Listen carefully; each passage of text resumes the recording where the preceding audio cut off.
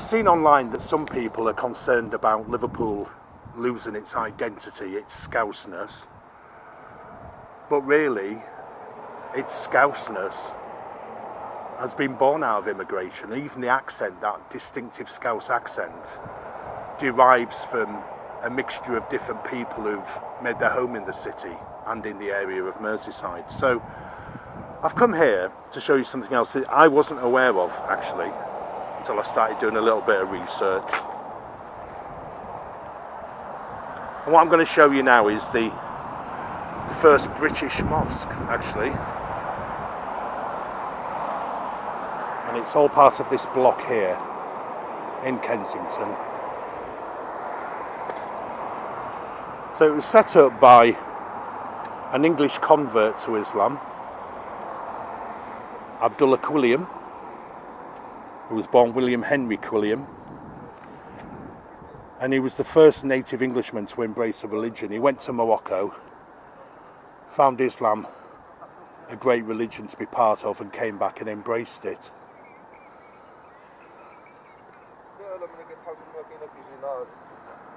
So here we are, the first ever mosque in Britain. It was also the first Islamic publication house, so technically the birthplace of Islam in the UK in 1887. Now in the 19th century, Islam was seen by the church very much as heresy and a violent faith, and people threw pigs' heads, razor wire and stones, having been incited by priests and the media. But Quilliam embraced it. You alright? You okay? Yeah, I'm just doing a little video. Okay. YouTube, nothing insightful or anything like that. So, look, there we are. That's fine. It's about Quilliam. Alright, I'm just interested. That's fine. What do you want to have a chat? Yeah, please, could I? Yeah.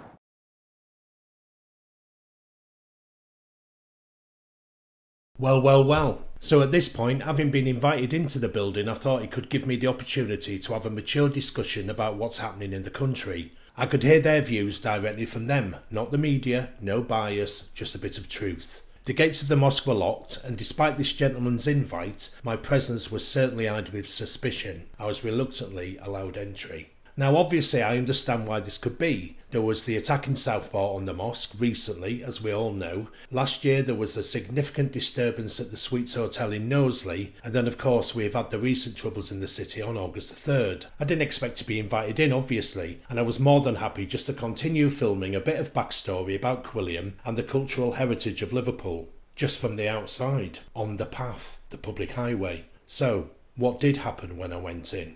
Okay, so for context, it's not the first time I've been invited into a mosque. On that occasion, I must say there was genuinely a charm offensive. I was given a full tour, the offer of food and tea, and to be fair, it was a pleasant experience and I warmed to the hosts. Expecting much of the same, I was somewhat taken aback at what followed. I was sharply told to wait in reception and that someone would see me shortly. After a few minutes, I was starting to feel a little bit awkward, a bit edgy. Eventually, a relatively short chap arrived, flanked by possibly the largest security guard I think I've ever seen. The short chap enjoyed his moment of power, challenging me about what I was filming and where I was filming, and pretty much ordering me to leave a name and number, and basically get out of there. His attitude stunk. Now, they weren't physical, but I imagine that had I said anything out of turn, no matter what it was, it could have ended quite badly for me. The original guard who'd invited me in I think felt a little bit awkward and embarrassed himself. As we walked out, he gave me the number of an imam who would be possibly more welcoming, he said. I'd definitely gone in peace to talk to those who follow what they call the religion of peace. I was on my own and posed absolutely no threat to them. I was compliant, I would have happily agreed to a search of my bag, etc. And of course I was very respectful of my surroundings. They've got my name and number. Maybe they will see this video and give me a ring. After today though, I very much doubt it. But I tried.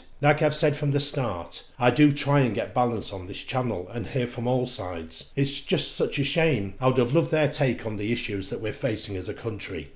Wouldn't you? I don't learn, do I, after the Savile Town experience? Anyway, although I was a little shaken up, I resumed filming, so here's the rest. Enjoy. Okay, so I'm on Boaler Street in Liverpool. It's not too far from that mosque I've just shown you. And I'm outside somewhere called the Big Help Group. It's a project to tackle poverty, social value housing down here. Okay, so the reason why I've come to Boaler Street is not only the fact that it's just around the corner from the mosque, but I was told that it represents the changing face of Liverpool, and to come and have a look. Now, Labour have muted this idea of Operation Scatter, where people that come into the country, rather than going into hotels, will be asked to go across the land into different communities. Now, there has been a bit of controversy. The tourism reformers said, well, it's not fair that legal immigrants, as they call it, will get houses before people that have been on waiting lists that already live in the area. So it has caused a bit of controversy, but on the one hand though, you could say that it would increase and encourage integration. However, it just depends how many people end up in these areas. Now, when I went to Savile, obviously indigenous white British were down to single digits, so it did feel very much like a different country. You know, lad.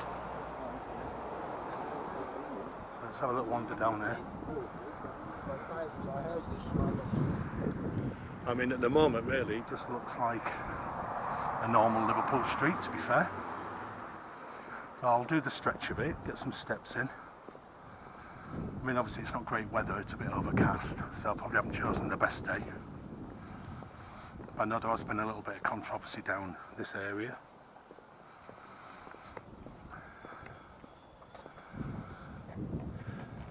There's plenty of accommodation.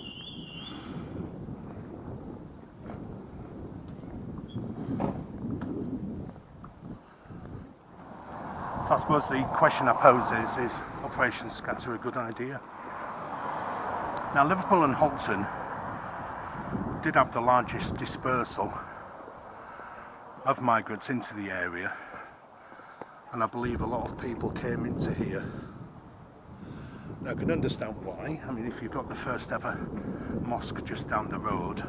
I watched a documentary recently, I've watched it again. It was the Stacey Dooley documentary when she went back to Luton and interviewed people from Bury Park. They said they just felt safe together. And obviously we've all seen that people have been thrown into jail for sharing Facebook posts and so on, or whatever they've done on social media, and then you see a Daily Express headline saying Labour accused of putting illegal migrants ahead of Britons in the housing queue, and you think to yourself, well, that's fairly insightful, isn't it? You know. Also, Labour have said they want to stop using large military sites, but the opponents of that say it will push up rents, destroy the housing market. So then it's a difficult one, isn't it? Because if we can have proper integration, net zero migration is what people want, so we can cope and provide the services for everybody in a good way, so people don't have to wait forever for appointments and so on, and people come over who are skilled, who can help us, help the economy, help the country, and that's a good thing. So I'm going to head back to the car now, not too far away.